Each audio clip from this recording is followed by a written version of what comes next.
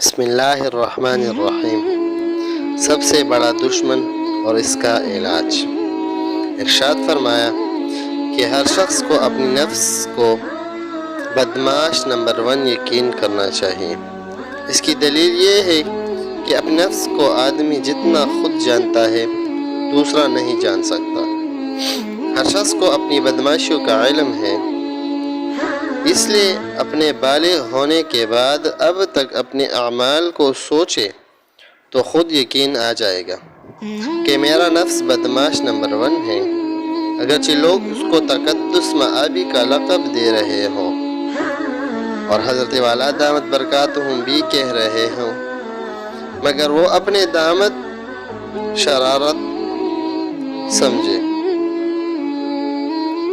اپنے نفس کو بدمعاش اور محال شٹ یقین کر لے۔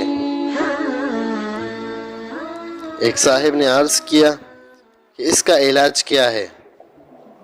ارشاد فرمایا کہ اس کا علاج اللہ والوں کی صحبت ہے۔ جتنا ہو سکے اللہ والوں کی صحبت میں رہے، اس سے بہتر کوئی علاج نہیں۔ اس کی دلیل کونوا مع الصادقین ہے۔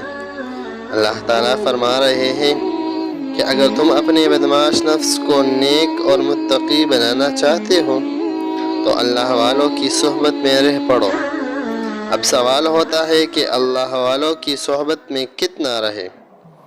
تو علامہ علوسی اس آیات کی تفسیر میں فرماتے ہیں کہ خالطوہم لتکونوا مثلہم، اللہ والوں کے ساتھ اتنا رہو کہ تم بھی انہی جیسے ہو جاؤ۔ جب تک اس کا تقوی، ان کی پاکیزہ اخلاق تمہارے اندر منتقل نہ ہو جائے، تب تک ان کے ساتھ رہو۔ والسلام۔